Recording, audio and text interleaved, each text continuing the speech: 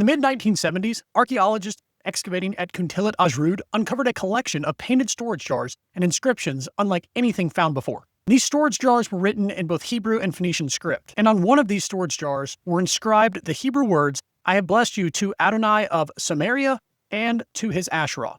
Now, almost immediately after the announcement of this finding, headlines began to explode, claiming that evidence had been found to support the notion that Adonai had a consort, and that consort was none other than Asherah. And although a final excavation report wouldn't be published for another 40 years, Pandora's box had been opened. And this idea of Adonai and his Asherah would echo throughout scholarship, media, and popular culture, etched not just in pottery, but also in the modern imagination. However, scholars both critical and confessional are quick to note the complexities of this discovery, in contrast to much of the popular content that is circulating the web. For starters, the grammar of the text is odd, as scholars such as Dr. Andrew Henry at Religion for Breakfast have noted. It reads, Adonai and his Asherah, and the Hebrew language does not permit a suffix on a proper noun, although some have contested this notion within this instance. An example of this would be that you could write his house, but not his David. And to think of this in English terms, which I understand is not a one-to-one, but just to provide something that is concrete. If Billy and Jenny, let's say, were a couple, you could say Billy and his wife, but you wouldn't say Billy and his Jenny. And this is very similar to what those scholars are saying. And in addition to this, the term Asherah is used in two distinct senses within the biblical text. It can denote a cultic object, which is often rendered an Asherah pole, or it can serve as the proper name of the Canaanite goddess. But it's important to note that the vast majority of occurrences do refer to the cultic object rather than the deity Asherah. Now, in terms of the actual image and inscription itself, several scholars were quick to see this as a description or a caption for the images where the inscription must identify the figures as Adonai and Asherah. And this is the position that Ryan Lewis, who wrote a great article on this subject, which Dan McClellan mentioned in one of his videos responding to Mike Jones. And I've engaged with this article as well for a paper I was writing on iconography, not to be published. This was simply just for my studies. But Ryan's article is very well written, and it is also a very dense piece of scholarly work. And one of the pieces of evidence he provides is that the husband and wife pose within this image provides support to the identification of Adonai and his Asherah.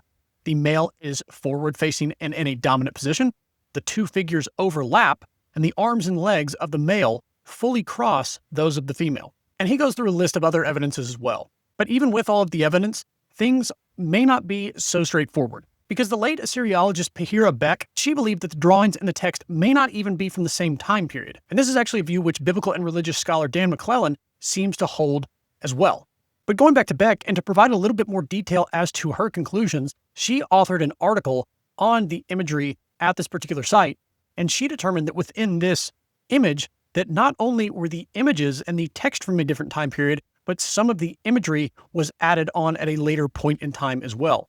And what Beck determined was that figure T and the lyre player U were drawn before figure S, and that the inscription was added later as the third and last stage in the composition of this particular piece of imagery. And also by a different hand than the one that drew figure S, which was stage 2, as well as figures T and U, which was stage 1.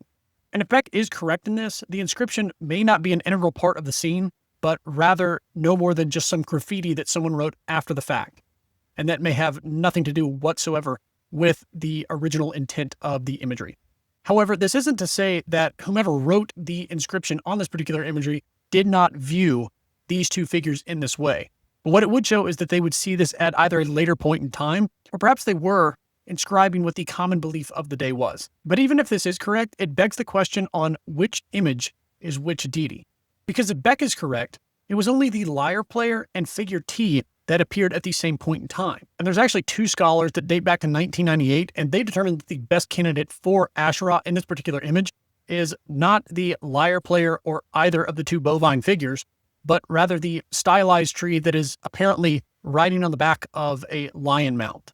Now, going back to this image for a second, most iconographers now think that the bovine figures are representations of the Egyptian god Bes. And Bes is depicted as a dwarf with large ears, long hair, as well as a beard, also bow-legged, and in addition to that, with prominent genitals. And this is because he is the Egyptian god of childbirth, fertility, sexuality, also humor and war, but he served primarily as a protector god of pregnant women and children. And the Egyptians believed that he stood guard during childbirth, ready to strike any forces that sought to harm either the mother or the child. Does this inscription from Kuntillet Ajrud prove that the ancient Israelites believed that Adonai had a consort named Asherah?